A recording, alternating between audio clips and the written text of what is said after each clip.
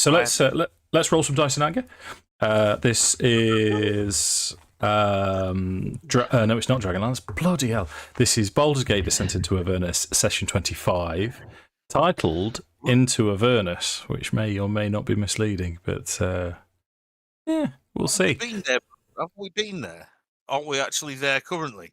You are, but yeah, I know I've only just realised it's probably a misleading title, but you know. No, you've given away what we're doing. We're not doing this. We're not doing this thing professionally, Mark. So it is what it is. Right. So let's introductions. I'm Dave, Dungeon Master. So we'll go downwards first. Beneath me is Sammy, who's playing Zorchar.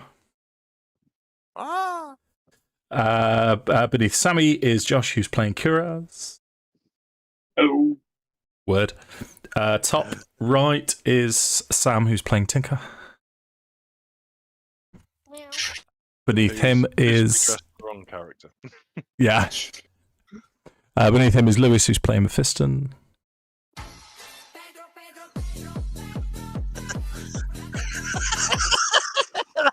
That's awful. That is really bad.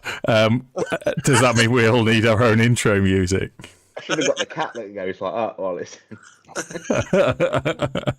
And last but not least, and it's a special day today, is Mark, who's playing Nuzgrund. Hello again. So if anyone is watching, Mark's 50 today, 50, half a century. Happy birthday, Mark. Happy birthday. Happy birthday. And I still don't know what I want to be when I grow up. Is that bad? Well, no, because we all know that none of us have grown. We're playing Dungeons and Dragons, Mark. None of us have grown up, mate. We're all 12 at heart. I haven't changed since I was 14. It's really quite frightening. Oh, I've changed significantly, but not my likes and dislikes and habits and things. Oh, yeah, I've learned more words and stuff since then, and I know more rubbish. And I've got a beard. Yeah, I'm less impulsive, a lot less impulsive, but yeah. So let's. Right. Hey, I was going to say, if I'm correct, haven't we just exercised TV's Milado? Yeah. We finished. Well, what I need to do, because Josh hasn't played for a little while, so I'm going to do a really brief recap, and then we'll do the Mark game, and then we'll carry on from there. So the recap, Josh. Really quick, you know you've descended into Avernus. You've gone there to for two parts to rescue the city of Elturel and Grand Duke Ulder Ravengard. While you descended into Avernus, into the city of Elturel, and it's chained and being pulled down into Avernus itself. That was stopped by a war erupting between devils and demons. You managed to get to High Hall, which is the seat of power of Elturel, and you found out that Ulder Ravengard was there, but he subsequently left. So you, the rest of the party went off to go and find him, which they did successfully. But they found him with a helm on, and it was a helm of Torm's side. Torm the god, Torm the True, is a sort of lawful, a goodly god, and he was possessed. So they took Ulder Ravengard back to High Hall, where there was a priest who has, on the last session, exorcised Ulder Ravengard, and that's where we had technical difficulties, and the session ended rather abruptly. Okay, so that's a reasonable point to bring Kuraz in, because you can be stood around. Just as the exorcism, this helmet pops off. Tinker went over to investigate the helm as the rest of the party were sort of stood around, making sure that these demon entities weren't going to come back in. So we'll pick up from there, unless anyone's got any further questions. I think it was just me and Grizz were going to do it together, weren't we? We were going to put heads together. Right. Okay. Mark's not there, is he? Should we have a quick Mark game now, then? Yeah. So get it out of the way, as it were. Come on, far away. Crucify. Crucify. Yeah.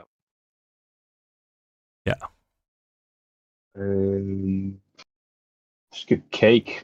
Yeah, keep it in the Cake? birthday. Yeah. Nice. Martin. Hello, Martin. Martin's going to have tickle. Nice one, Martin. At least they're not going to have sausage. Tickle the sausage. That's it. Tickle the sausage. Come on, Sammy. What stuff? Stuff. What stuff? Oh, butt stuff. I mean, Row. it's likely. My only disappointment with that is I've got to write butt stuff in my jotter. It's on the cards, Mark. Tom's watching as well. Tom, I'm gonna be your heel bot tonight if it comes to fighty, and Tom's gonna go with Mark's not back. No, he's gonna go with Brandish. Oh. Yeah, again a good one. Right, here he is. Sorry, I had to go and retrain my falafels. Oh. So Tinker and Grismore have gone off to investigate this helmet.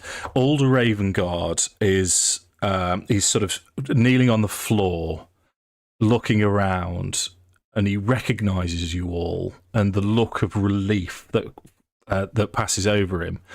And then, just to give me a little bit of breathing space, what I'm going to do is he sort of slumps to the ground and he's breathing heavily as you sort of go over to him. Perhaps Kuraz will go over to him, make sure that, make sure he is physically okay. And he is physically okay while we deal with the helmet then.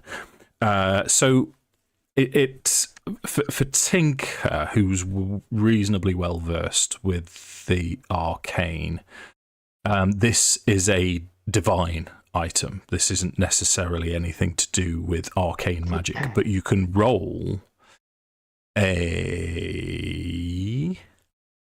If Grizz is going to go as well, it will be a religion roll. Okay.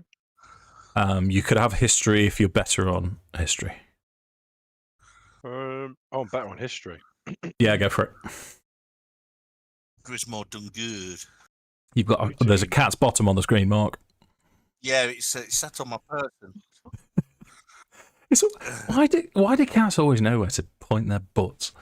It's on my face. She's been doing it all day. It's like, I don't know what it's like. I don't. Happy birthday, Dad. It's your birthday treat. Pink balloon knot. Thank you very much. Yeah, did it though? There's absolutely no need. Where's the one that goes? What's that sound effect? Because it's been bugging me for no apparent reason. That goes. Meow. Is that Zoomies? No, let's not introduce Mark to the Zoomies. It's the one off the Fireman Sam Scouse version. Meow. That's it.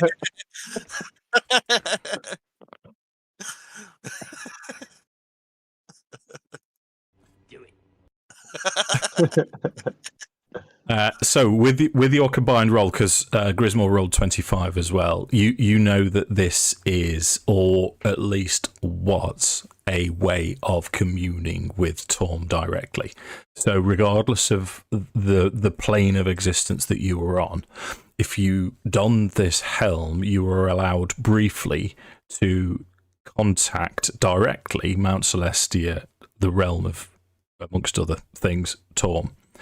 So it was a really good roll. So ordinarily it would be to commune possibly once every 10 years and ask a question, which clearly has now already happened, and the item is spent for another 10 years.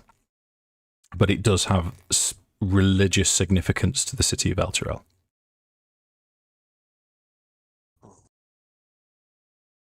So, but it's now useless for 10 years. Pretty much. God damn it. What is this? The helmet that you found? Yeah. This is the massive helmet, Mark. Yeah. Yeah. Yeah, we had lots of helmet jokes last time, Josh. You missed all of the fun. Sam's big helmet.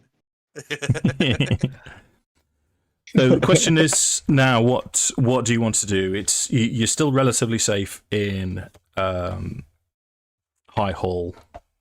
You know your mission. You know your goal still. Older Ravengard is recovering. What do you want to do?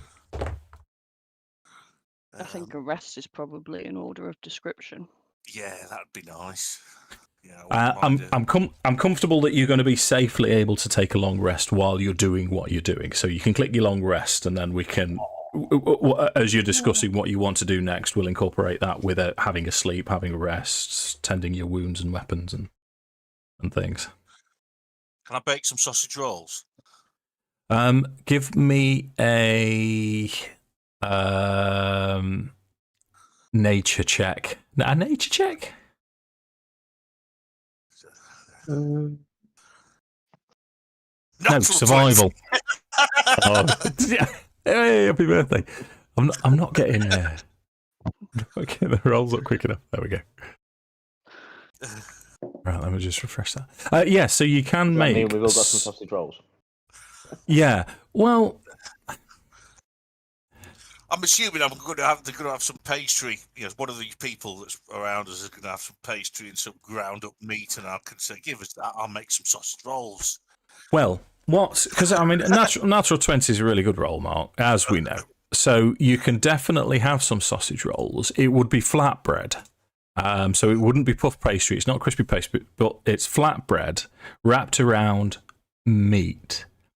Now, nobody knows where this meat has actually come from, but bearing in mind that you are in hell at the minute, whether you want to eat it or not is entirely up to you. I'll have some.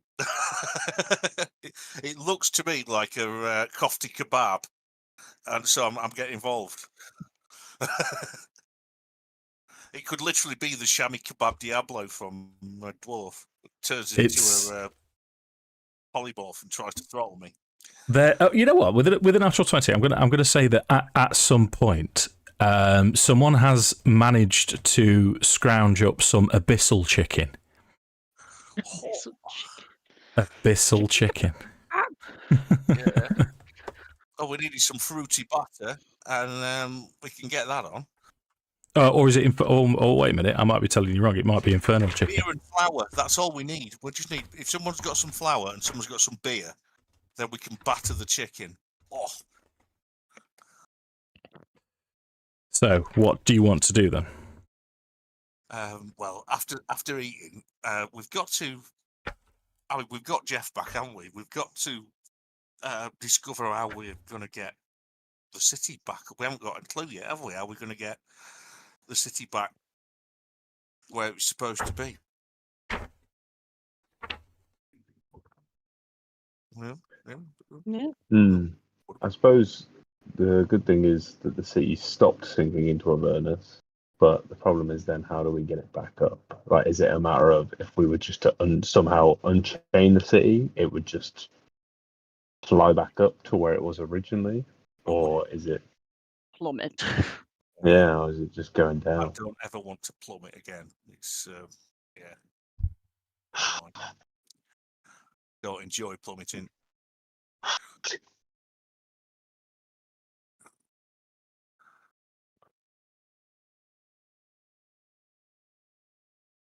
I mean, word. Are the chain? Did we ascertain what the chains are attached to? Is it some sort of mechanism? Yes, it appears to be. It appears to be like a massive infernal structure. It's infernal iron that's attached to it. Massive hooks have latched onto Avernus itself, and the chains are going down into the grounds of Avernus. And it looks like there's a big machine at the bottom that's pulling them down.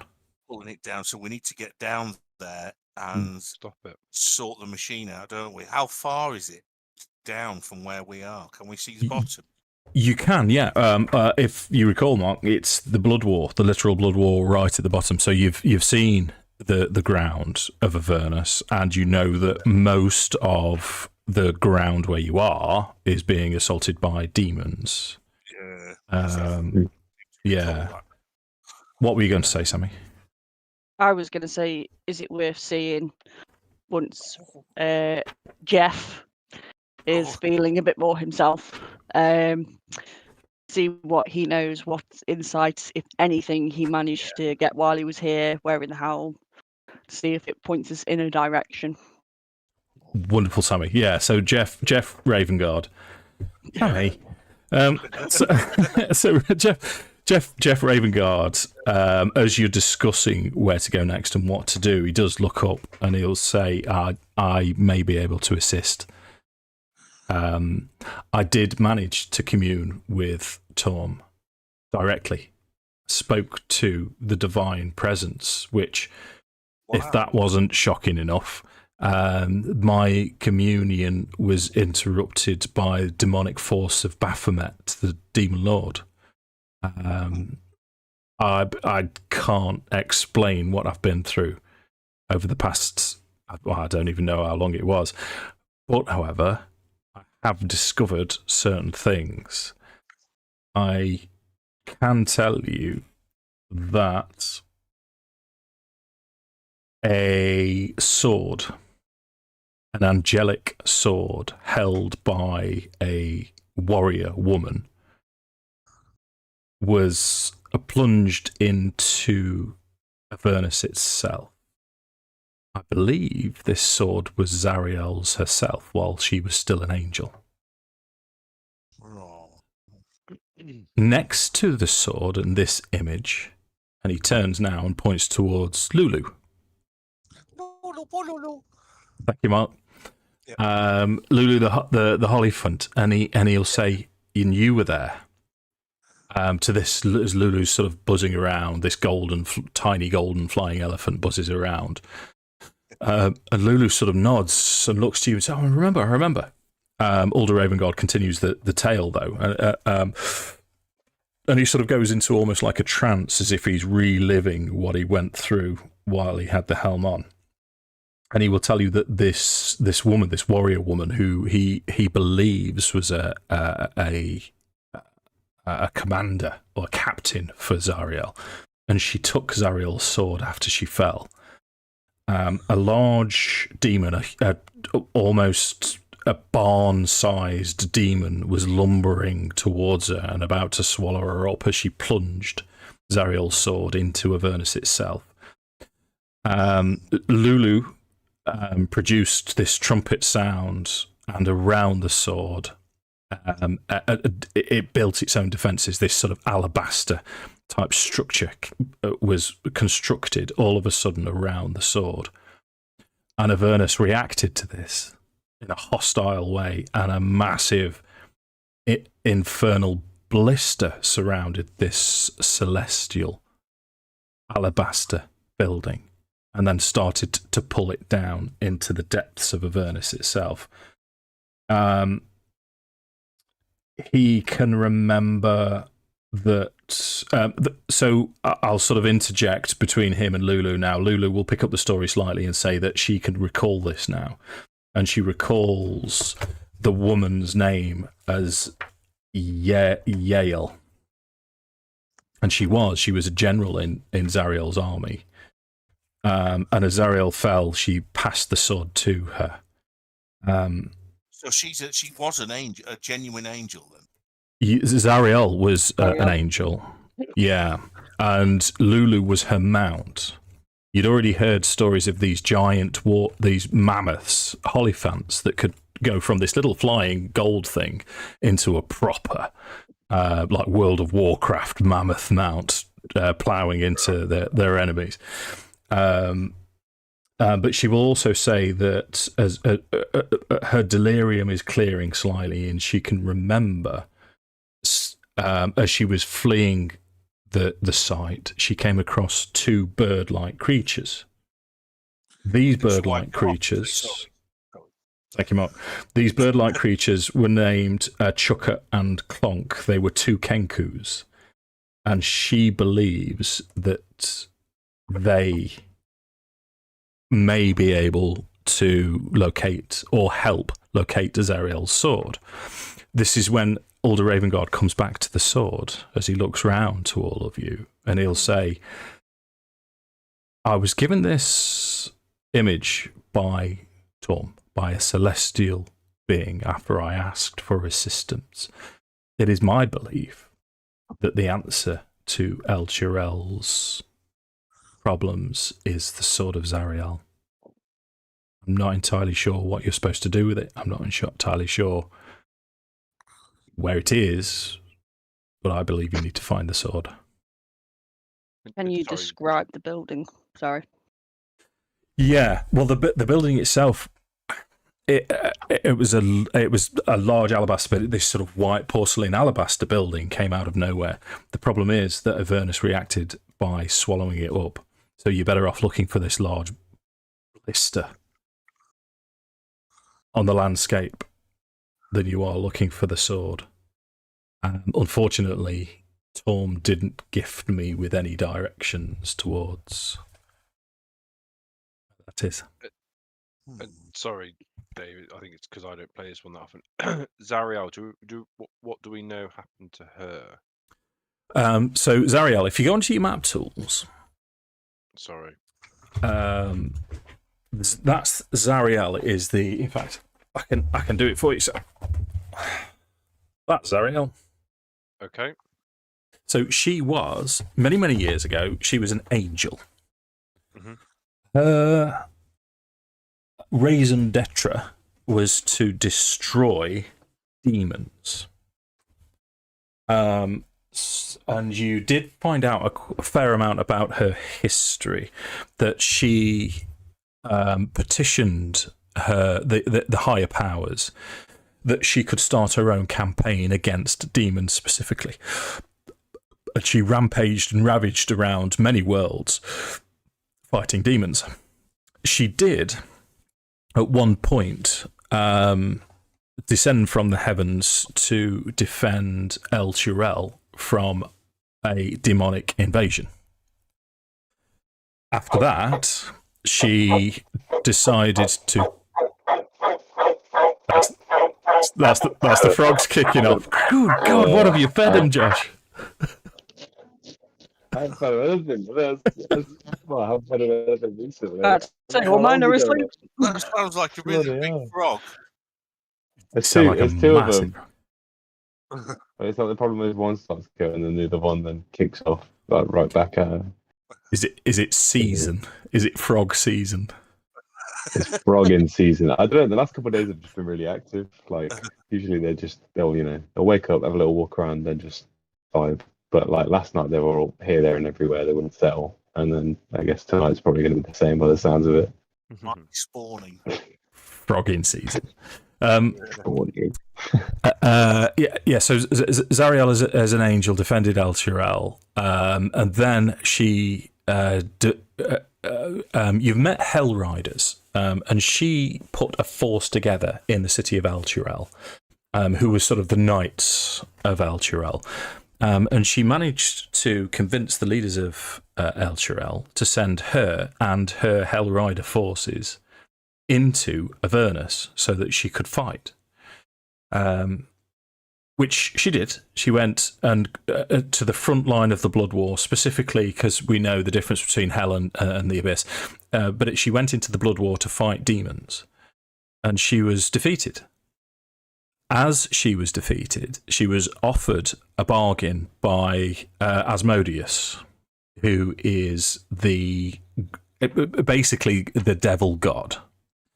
And he gave her the option to continue fighting demons. She took that offer and became a devil.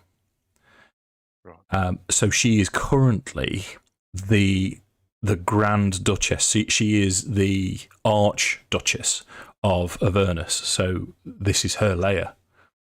Okay. Yeah. That's what I heard. You do know that she did have a sword and lost it at some point. She had as amongst many of her other wounds, she had a hand removed, which she's got this large chain attached to it, and she's currently you've heard rumours that she's fighting with this large hammer instead of a sword. I'm just going to quickly repeal the corn laws. I'll be back in a sec. Peel the corn rows. I don't know if it was repeal. Did you say that Lulu was there then when this sword went? So Lulu was her mount. Lulu was a mount with the Hell Riders. So would it make sense next steps to try and see if we can try and get her memories back? So she knows where it is. Well, if you're mentioning this out loud, Lulu will say, "What my memories are coming back. I can remember. I can remember these two Kenku, these two bird folk, Chukka and Clonk. They were at a fortress of Fort Knucklebone. I can't remember who ran the establishment, but their business was infernal engines." Infernal engines are abyssal constructions, wagons, powered wagons that stream across the Avernus. And in fact, you can get to a vantage point and look over the edge as you're trying to figure out what to do, and you can see these sort of vehicles creating dust, and they look, for all intents and purposes, from your description, like sort of like Mad Maxi, which is what they're based on. Sort of buggies and motorbikes and sort of larger type things zooming around. Yeah, she remembers that. And then, as she's saying this to you, she'll say, "In fact, there, I can see it. I can see the fort." And she points to this sort of rise of, looks like sort of volcanic rock that rises like a little a mountain that rises, and around it is, you can see a large fence. And she'll say, "That's where they took me. Perhaps that might reveal some more of my memories." Let's go. That seems the logical step, doesn't it? We've almost got to piece back everything back for her, haven't we, to find the sword? Yeah. Yep. And so, when you say that's the fortress, as in she thinks that's their workshop of these Kenshu. Yeah, they worked for someone. Someone was in charge of it. I can't remember. Perhaps I'll remember more when we're there. Maybe the only other thing I can remember is I wandered. I went to there was a market. There was some kind of bazaar in Avernus, and then I really can't remember much else, but that is the best place to go to start off with. Let's see if so- we can find these Kenku. Sounds like a plan. Yeah. Yeah, so Alder Ravengard will just reinforce. So I'll stay here. I'll hold the fort. The undead are still attacking. This place needs to be defended. You did have, and because we don't play very much, I can't remember her name. The lady that came with you. What, the exorcist? No, but way Jeff too. before that. It was a lady. Oh, I don't know. Jeanette. Is anyone? Rapier lady. Jeanette and Jeff, they're the only two people I know. Raya. Yes. Yes, I remember yeah. her. Yeah, she will stay here. Lulu is going to continue with you, but I'm gonna play Lulu as I have been doing, where she'll just sort of mysteriously turn up for voice bits. But other than that, we all know I don't like an NPC. Sam, just before you start moaning at me. At least you admit it. Yeah. Well, she's absolutely she can cast light at the minute. That's all she can do. Where she does, she may get a bit more useful. Theoretically, appear right by me unseen and put a trunk in me batty, and I wouldn't like that. I don't know. I mean, it's his birthday. I've got to be nice to him.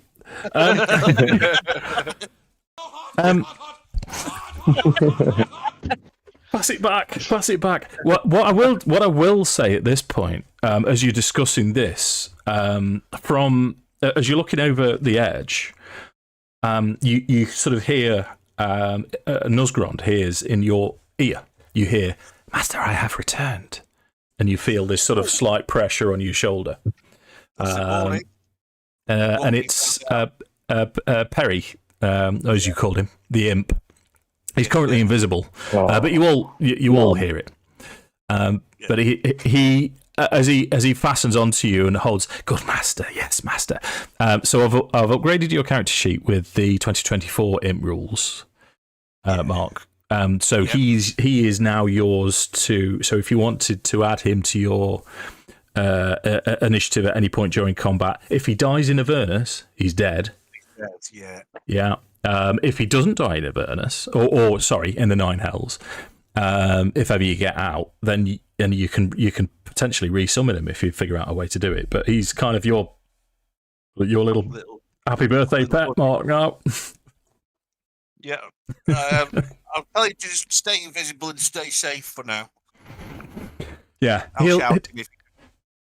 He will be able to give you a little bit of information. He will tell you that there is still a war going on down below, and it's going to be difficult for you to get down. You asked the question, Mark, how high are you? You're about 300 plus feet above the River Styx.